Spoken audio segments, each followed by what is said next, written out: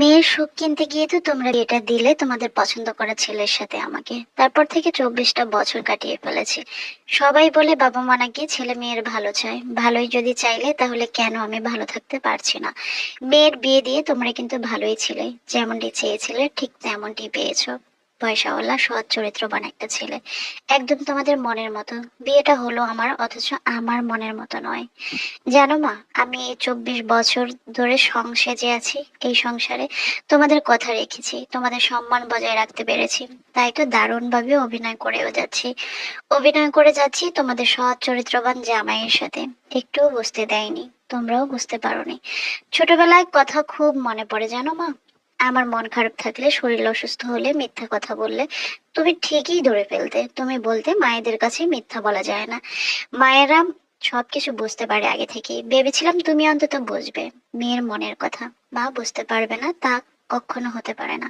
দেখলাম তুমিও বাবার মতো গো ধরে বসেই থাকলে, কিচ্ছু বুঝতে পারোনি। সেদিনের কথা ভাবলে চোখে জল আসে, যন্ত্রণাটা বুকের মধ্যে দলা পাকিয়ে ওঠে আজও। আমাকে ঘরের মধ্যে আটকে রাখলে, আমার ভালোবাসার মানুষটাকে বাড়িতে ডেকে ভীষণভাবে অপমান করলে। আমি আড়াল থেকে স্পষ্ট শুনতে পাচ্ছিলাম তোমাদের সমস্ত কথাগুলো। তুমি ওকে বলেছিলে ও তোমাকে ভালোবাসে না, ওর সাথে কোনো রকম যোগাযোগ রেখো না।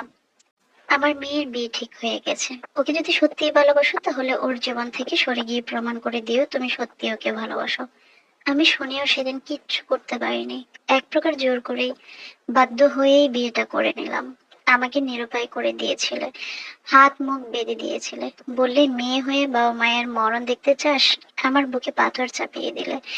আমি আমার ভালোবাসার মানুষকে বিয়ে করলে তোমরা সুইসাইড করবে। যতদিন বাঁচবো ততদিন ওই দোষের ভাগীদার হয়েই আমাকে বাঁচতে হবে। জানো মা, আমাকে সবাই বলে ভাগ্যবতী। তোমাদের মতো মা বাবা পেয়েছি, এমন একটা সংসার পেয়েছি, ভালো মানুষ বর পেয়েছি। আমার আর কি চাই বলো? ছোট্টবেলায় তোমাদের থেকে যা চেয়েছি তাই দিয়েছো, কোনো আবদার না করনি। যখন ভালোবাসার মানুষটার কথা বললাম, বললে তোর অন্যায় আবদার তোর বাবা মেনে নেবে না। এদিকে দেখো, আমার বিয়ের পর থেকে আমাকে আর কোনো আবদার করতে হয়নি।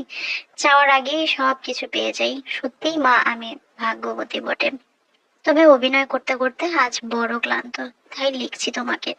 সুখী সংসারে সেরা বউ হয়ে উঠতে বেশি দিন টাইম লাগেনি আমার। তোমরা প্রায় আমাকে বললে বাবা মায়ের পছন্দে বিয়েটা করেছিলে বলেই আজ এতটা সুখী। তোমাদের কথা শুনে মনে মনে হাসতাম। সুখী হতে পারলাম কোথায় মা? সুখী হতে চেয়েই তো আজ আমার ভালোবাসার মানুষটার কথা তোমাকে প্রথম বলেছিলাম। তুমি বলেছিলে ভালো মন্দ বোঝার ক্ষমতা হয়নি তোর, আমরা তোর ভালো চাই, তাই আমাদের পছন্দেই তোকে বিয়ে করতে হবে। তাই করলাম। তাই তো এমন এক সুখের বাসা কিনে দিলে। সে বাসায় আমার গভীর অসুখ। তবে হ্যাঁ, আমার জীবন থেকে ভালোবাসার মানুষটাকে কেড়ে নিলেও মন থেকে কেড়ে নিতে পারোনি। 24 বছরে তাকে একটুও বলতে পারিনি আমি। তাই আজও কেঁদে বুক বাসাই, মনের মন্দিরে তাকেই শুধু পুজো করি। যতবার ভেবেছি নতুনকে নিয়ে বাঁচবো, ততবারই আমার প্রাক্তনকে আরো বেশি করে ভালোবাসতে শুরু করি। তবে একটা কথা মা, লোক সমাজ, তোমাদের সোসাইটি, তোমরা জিতে গেলেও জিততে পারোনি আমার কাছে, আমার প্রাক্তনের কাছে। তোমাদের কথা সে রেখেছে, সত্যিকারের ভালোবাসার প্রমাণ সে করে দিয়েছে আমার জীবন থেকে সরে গিয়ে। কিন্তু তার মন থেকে আমাকে সরাতে পারোনি বোধহয়, যেমনটা আমার মন থেকে তাকে সরিয়ে দিতে পারোনি। জীবনের বাদ বাকি বছরগুলো ঠিক এইভাবেই চলবো, সুখী জীবনের অভিনয় করে। সত্যিকারের ভালোবাসলে তাকে মন থেকে সরানো যায় না, কোনোদিনও না, আর সরাতেও পারবো না। তবে ভীষণ কষ্ট পাই, কষ্ট পাই সুখী জীবনের অভিনয় করে নয়। কষ্ট হয় জীবন্ত লাশ হয়ে বেঁচে থাকতে হয় বলে।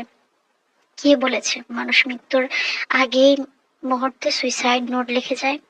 আমার মতো কত অভাগিনী আছে যারা মরে গিয়েও বেঁচে যেতে পারেনি, বরং বেঁচে থেকে কবেই সে মরে গেছে। আজ যা লিখলাম তা আমার মনের বেদনাই শুধু নয়, বলতে পারো এক জীবন্ত লাশের বেদনা। Bidur suicide note. ভালো থেকো মা। এটা সত্যি ঘটনা অবলম্বনে। আহ তবে এরকম হাজার হাজার মেয়ে আছে, শুধু আমরা একজন গল্পটা লিখেছেন সত্যি ঘটনা অবলম্বনে, শুধু এই একটা ঘটনাই যে সত্যি বিষয়টা এরকম না।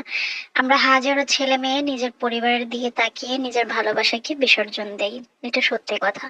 অনেক মেয়েরা অনেক সুখে থেকেও কোথায় যেন সুখে থাকে না, শুধু টাকা পয়সা হলেই মানুষ অনেক সুখী হয়ে যায়, বিষয়টা এরকম না। আর আমাদের সোসাইটির এমন একটা মানে হয়ে গেছে, কি বলবো, নিয়ম নীতি হয়ে গেছে। আপনি খুব গ্রাজুয়েশন খুবই এস্টাবলিশড একটা ছেলেকে ভালোবাসলেও না তারা ভালোবাসা মেনে নেবে না।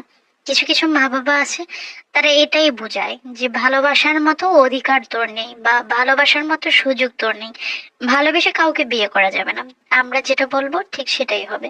বিষয়টা এরকম হয়ে যায়। মাঝে মাঝে দেখা যায় অনেক মেয়েরা অনেক প্রতিষ্ঠিত ছেলেকেই ভালোবাসে, অনেক শিক্ষিত ছেলেকে ভালোবাসে, তাও ফ্যামিলি মেনে নিতে রাজি না। আবার অনেক ছেলে দেখা যায় যে খুবই ভালো শিক্ষিত ফ্যামিলি, ভদ্র মেয়ে দেখেই ভালোবাসে, কিন্তু তারপরেও ছেলের ফ্যামিলি মেনে নিতে চায় না, কারণ ওই যে ছেলে ভালোবেসে বিয়ে করতে চায়। সেজন্য ভালোবাসাটাকে আমাদের সমাজে এখনো একটু অন্য দৃষ্টিতেই দেখে, অন্যভাবেই দেখে। এই জন্য এই গল্পটা শুধু একটা মেয়ের গল্প না, হাজার হাজার মেয়ের গল্প, হাজার হাজার ছেলের গল্পও বটে। কারণ ছেলেরাও কিন্তু পরিবারের জন্য অনেক কিছুই ত্যাগ করে, শুধু মেয়েরা ত্যাগ করে না, মেয়েদের চেয়ে অনেক গুণ বেশি ছেলেরা ত্যাগ করে। কারণ পরিবার মেনে নিবে না অনেক মেয়েকে, এটা বলে সান্ত্বনা দিয়ে প্রেমিক পুরুষরা অনেক দূরে সরে যায়, সম্পর্কটার তিক্ততা বাড়িয়ে দিয়ে, যে তোমাকে আমার পরিবার মেনে নেবে না। এরকম অনেক হয় পরিবারের কারণে। ভালো থাকবেন সকলে, সুন্দর থাকবেন, নিরাপদে থাকবেন। আল্লাহ হাফেজ।